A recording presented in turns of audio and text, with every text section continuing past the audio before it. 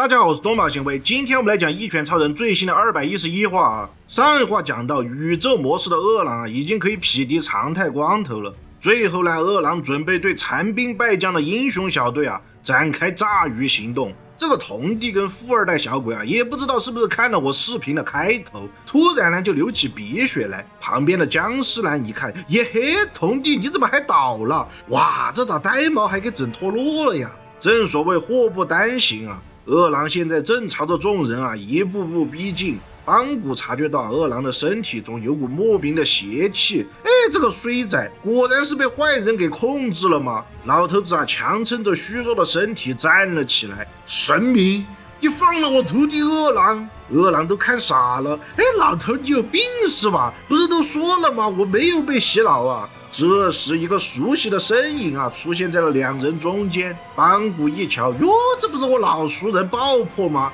爆破当场啊就向二郎解释了他被神明魅惑的事情，并且质问二郎：“你的战斗力啊，现在已经威胁到整个地球的生命了，这种毁灭种族的事情，难道不违背你的初衷吗？”二郎先是愣了一下，之后又好像完全不为所动的样子。爆破只好催动法术啊，准备将二郎转移到其他的空间，因为二郎现在光是站着啊，他释放出的宇宙辐射就快把所有人都给毒死了。这里呢，爆破提到二郎应该还保留着最后一丝的人性，他并没有继承神明全部的力量啊。但是如果二郎要跟他来硬的，那这将会是一场宇宙真理者之间的对决。把这段信息来反过来推敲的话，似乎是说明了爆破应该也和二郎一样啊，洞悉了宇宙运转的真理。但此时二郎却突然笑了起来啊，他居然已经认同了神明借给他的力量，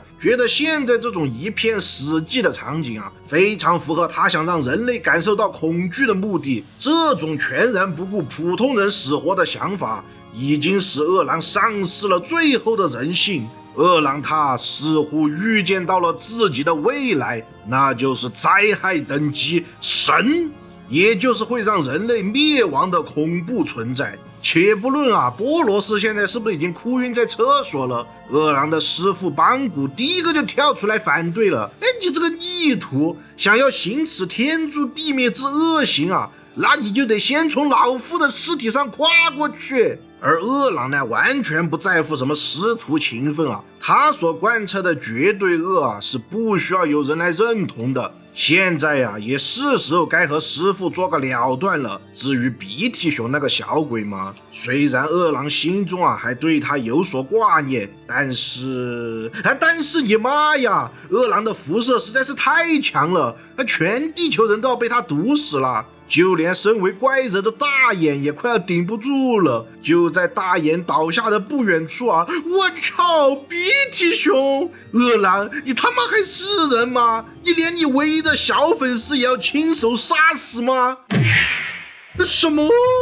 就在这危难关头啊，人棍改造人杰洛斯啊，居然用他那残缺的身体突袭了二郎。看来他的特殊构造啊，并不畏惧二郎发出的辐射，但是如今杰洛斯根本就对二郎构成不了任何威胁嘛。二郎一把抓起杰洛斯啊，我想起来了，你不是那个光头身边的小瘪三吗？一旁的爆破看到有机可乘啊，马上催动法术，打出一发引力波。二郎他刚起身躲开啊，却不料又跳进了另一道传送门。埋伏在门口的爆破啊，双手操控引力，一闷拳啊就给二郎干飞出去了。而爆破呢，同时开启两扇相邻的传送门，利用二郎穿梭的间隙啊，疯狂的殴打他。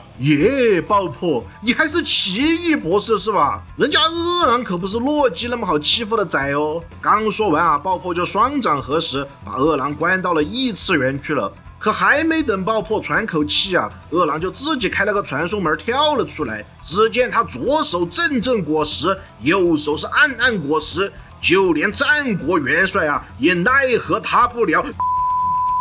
不好意思啊，串台了。爆破大惊道：“我操，这也太离谱了！他才2秒钟就把老子技能全给偷光了，是吧？”饿狼这边双手齐发，打出了一套重力核爆神拳。爆破他呢手速也是相当惊人，他2手齐舞啊，使出了王之宝库，将饿狼的攻击啊统统收入了囊中。巨大的能量炮啊被传送到了空中。爆炸产生的光束把整个战场照得比白昼还要明亮。饿狼一拳啊打入了爆破的传送门中，黑白2种能量互相吸引，无限交织在了一起，最后化作一道闪光彻底消失不见。饿狼和爆破也被这炸裂开来的空气弹开。爆破意识到传送门吸收的能量已经超出了可承受的上限，而他最担心的还是这样和饿狼打持久战下去，我没死，地球人倒是先死光了。饿狼这边呢，反倒是打得很起劲啊，他称赞爆破倒是有些实力，不过呢，也就那么回事儿了。饿狼他现在唯一顾虑的战力就是光头了。说罢，他突然抓起了一边的杰诺斯，只要拿这个废柴机器人开刀啊，逼得那个光头使出全力，然后我再给他复制过来，我就天下无敌了，嘿嘿嘿！饿狼说完就准备动手了。杰洛斯此时心说：“没对哦，大哥，这剧情进展的也太快了吧！老子一言都还没有啊！”